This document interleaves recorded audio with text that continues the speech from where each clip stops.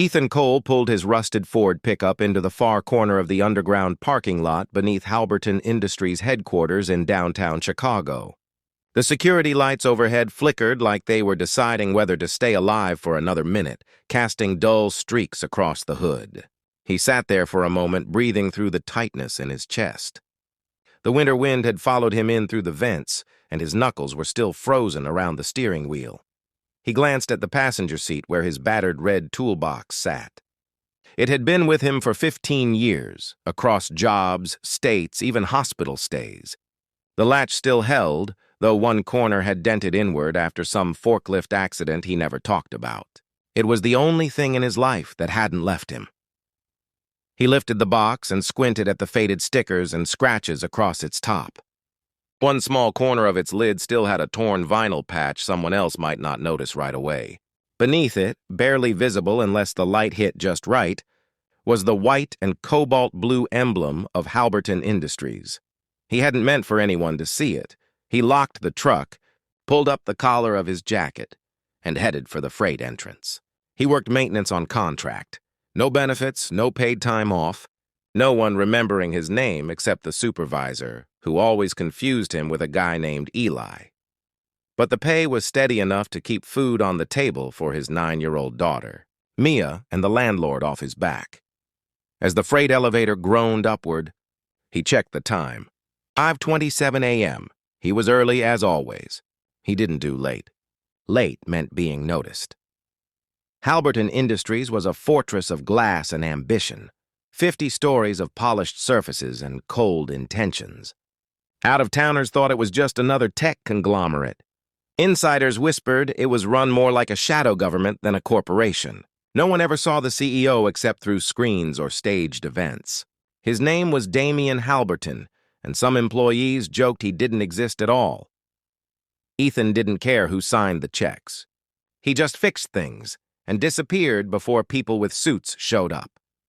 He stepped into the janitorial supply corridor just as Oscar, the night guard, came around the corner with a coffee the size of his head. Oscar lifted his chin in greeting. "You got the east stairwell today, right?" "Yeah," Ethan said, mopping and recalibrating the sensor lights. Oscar hesitated. "You sure you're good? You've looked like you haven't slept since the Cold War." Ethan forced a laugh. Single dad. Sleep's a rumor. But his insomnia had nothing to do with parenting.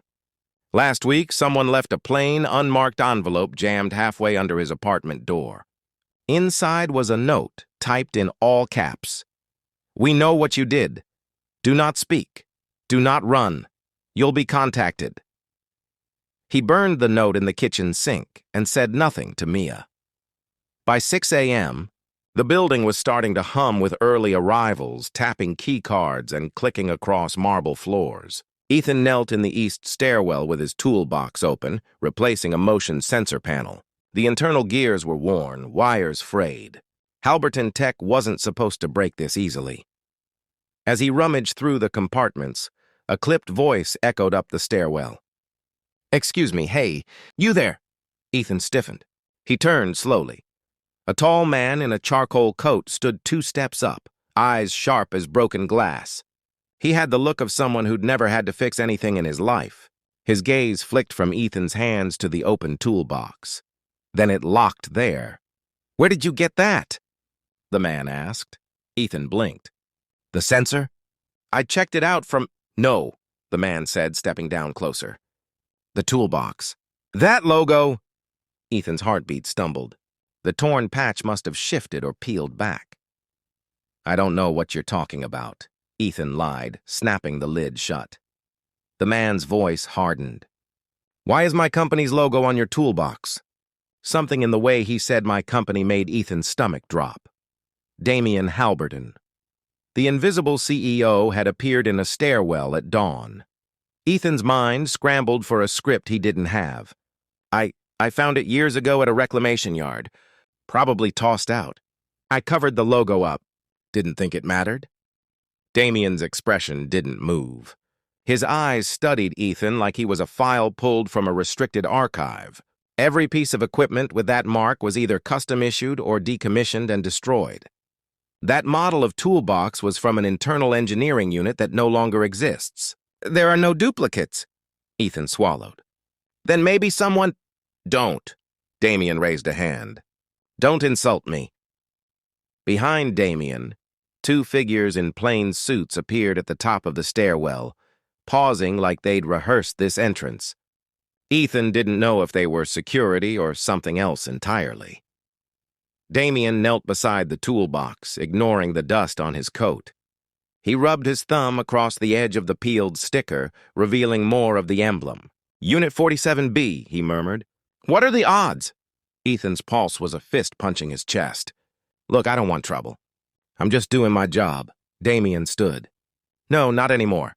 Before Ethan could speak, Damien nodded to the two men above. Take him to level 40, conference room 3. I'll meet you there. Sir, one of them said, should we clear— Damien cut him off. I said now. They flanked Ethan without touching him, but the threat hung thick in the air. He tried to breathe through it. If he fought, they'd break him. If he ran, they'd bury him. They escorted him to a service elevator he hadn't known existed. It had no buttons, just a key slot.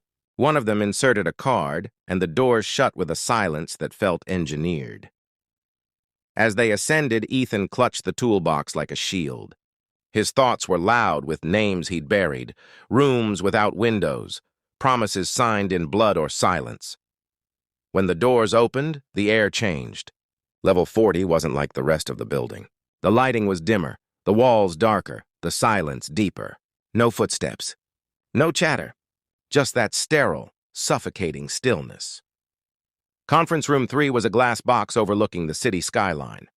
They motioned him toward a steel chair. No table. No cameras he could see. One of the men spoke for the first time. Don't leave the room. They left him alone. Minutes passed, or maybe hours. The horizon shifted from black to bruised purple as dawn crawled across the sky. Ethan flexed his fingers to stop the shaking. He remembered a night 12 years ago, another room, another set of men, another ultimatum. Back then, he'd made a choice no one knew about, or so he thought. The door opened. Damien walked in alone, a tablet in one hand.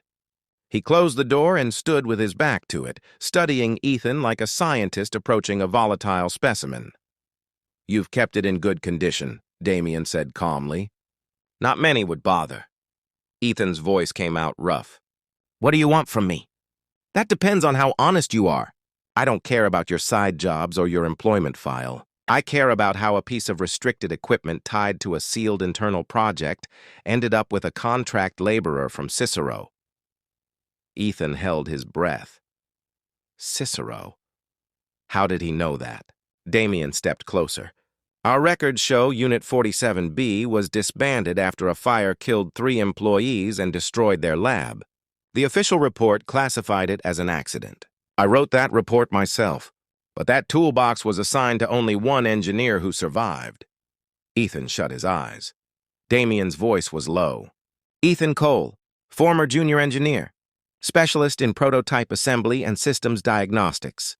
Presumed deceased in the fire based on dental remains that were never conclusively matched.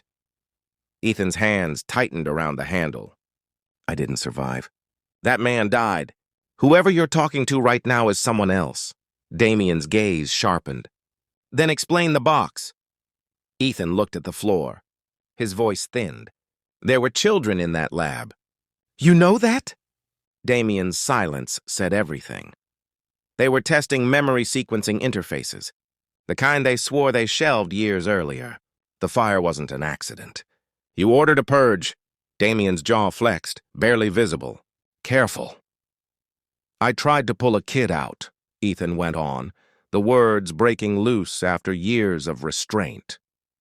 The ceiling collapsed. I almost didn't make it. Another guy, Marcus, dragged me out and told me to disappear before they found me. He shoved the toolbox in my hands and said I'd need it someday. The next morning, the news said I died. Damien exhaled slowly. Marcus Hale was found dead 2 weeks later. Ethan nodded. Yeah, they made sure his heart gave out in his sleep. Healthy guy, 32, no history. Just gone.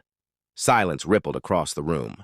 Outside, the sky lightened, but the room remained shadowed, insulated from morning. Damien sat across from him. "Do you know why I ordered that purge?" "No," Ethan said. "And I don't care. I walked away from that world. I just want to raise my daughter and finish my shifts and stay invisible." Damien studied him. "Your daughter?" "Mia, correct? Age 9. Lives with you in a third-floor walk-up on Monroe." Ethan shot to his feet. "Don't say her name!"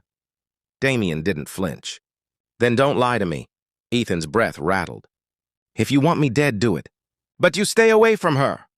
Damien's eyes flickered with something unreadable. "If I wanted you dead, we wouldn't be speaking." Ethan sank back down, fists clenched. Damien opened the tablet and swiped. "There's a breach in our systems. Someone external has been digging into classified archives, resurrecting old files about Unit 47B. They're tracing survivors. All one of them you." Ethan blinked. "What?" Damien turned the screen toward him. A grainy photo showed Ethan walking Mia into her school 2 days ago. Another showed his apartment at night. Another, his truck at a stoplight. Damien spoke quietly.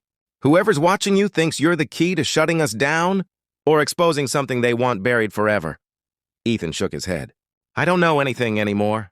Damien arched a brow. "Someone thinks you do." The door opened again and one of the suited men stepped in. He held a phone out to Damien with both hands. "Sir, Floor 18 just reported a breach in one of the secured storage vaults.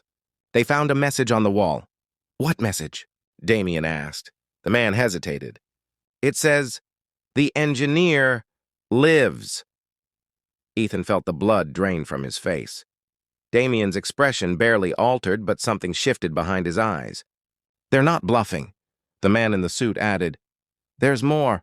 They used the old symbol, the one the internal team used before the incident." Damien stood slowly. "Evacuate levels 17 through 22. Seal internal databases. And get me the original 47B personnel files." The suit nodded and left. Ethan rose from his chair. "I didn't ask for any of this." Damien looked at him, and for the first time there was a flicker of something human in his tone. "I know, which is why I'm not handing you over. Yet?" "Yet?" Damien clasped his hands behind his back. "You're leverage and a liability. But you're also the only living witness to something that refuses to stay buried." Ethan shook his head. "I don't even remember half of it." "Memory loss can be undone," Damien said softly. Ethan's heart stumbled. "No," Damien nodded once to the toolbox. "Everything starts with what we build, or what we think we've thrown away." Outside, sirens began to echo faintly from the lower floors, evacuations in motion. Somewhere in the building, lights were flickering again. Damien stepped toward the door but paused with his hand on the latch. "Ethan, there's something you need to see. Something you never knew about the fire. And about the ones who started it." Ethan's breath hitched. "Why tell me now?" Damien didn't turn around. "Because before this is over, secrets won't protect you. They'll hunt you." The door clicked shut behind him. Ethan stood alone, the toolbox at his feet, the skyline staring back like a witness that refused to blink.